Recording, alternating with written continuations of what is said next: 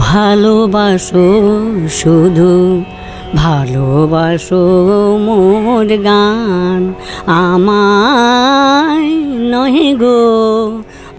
দীপালি দাস কক্সবাজারের এমন একজন ব্যক্তি যিনি সান্নিধ্য পেয়েছিলেন কবি কাজী নজরুলের। টিটিএনের সাথে বিশেষ এক আলাপে জানাচ্ছিলেন কবির সাথে তার সাক্ষাৎকালের রোমাঞ্চকর স্মৃতির কথা। কবির লেখা গান কবিকেই শুনিয়েছিলেন সেদিনকার এই তরুণী। গান হলে অবসান। আমি স্বপ্নে যে গানটা দেখলাম শুনলাম প্রথম যে করলাম আর কি, ওই গানটাই আমি আরম্ভ করলাম, আমায় নহে গো ভালোবাসো মোর গানটা। আমি গানটা মানে শেষ করতে না করতে উনি আমাকে বলে কি আবা, একটা শব্দ শুধু আবা। আমি তো বুঝতে পারি না ব্যাপারটা কি। তারপরে আমাকে উমা কাজী এসে বলে কি আপনি গানটা রিপিট করেন। তো আমি গানটা আবার রিপিট করলাম। রিপিট করার পর গানটা শেষ হলো। শেষ হওয়ার পর বলছে আপনি আরেকটা গান করেন। এই করে ক্রম নিয়ে আমি 5-6টা গান করে গেলাম। 1972 সালে কর্মজীবনের শুরুর দিকে এক বিশেষ কনফারেন্সে ঢাকায় যাত্রা হয় দীপালি দাসের। ছোটবেলায় ঘুমের ঘোরে দেখা স্বপ্ন পূরণে মরিয়া দীপালি কনফারেন্স শেষ করেই ছুটে যান কবির বাড়ি। কিন্তু বাকশক্তিহীন অসুস্থ কবির দেখা মেলা ভার।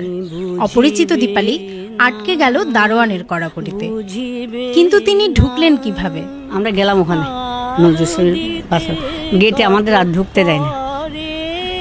আমাদের কিছুতেই ঢুকতে দেয়, 5টা বেজে গেছে, এখন আর ঢোকা যাবে না। আমরা দাঁড়িয়েই আছি এবং আমরা কথা বলছি, বারবার প্রেশার দিচ্ছি আর কি দারোয়ানকে। উপর থেকে শুনে 2জন মহিলা বের হয়েছে, একটা মেয়ে একটা বউ। একটা হচ্ছে উমা কাজী নজরুল ছেলের বউ, আর একটা হচ্ছে নাতনি খিলখিল কাজী।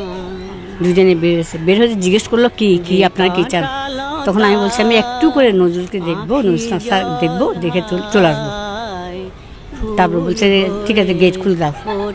গেট খুলে দিতে বললো, গেট খুলে দিল। তারপর আমরা গেলাম ওখানে। তারপরে জিজ্ঞেস করলো আপনাদের মধ্যে কেউ গান জানেন? তখন সবাই আমাকে দেখিয়ে দিচ্ছে। এরপর 7 দিন অবস্থান করেন কবির বাসায়।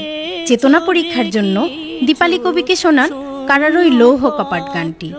কবি তখন অসম্ভব দৃঢ় অনুভূতিতে নিজ হাতে জানালার গ্রিল ধরে ঝাঁকাতে থাকলেন।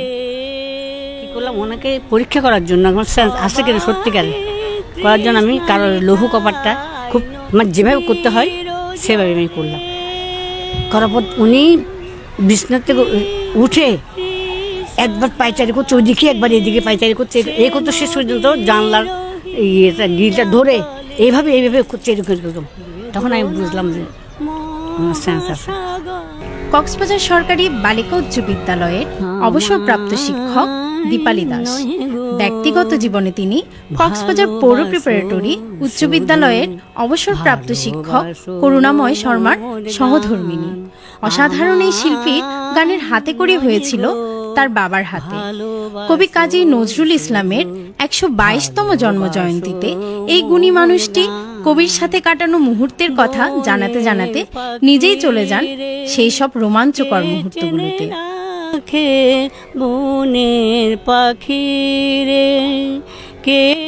নন্দিতা সরকার, টিটিএন, কক্সবাজার। অবসান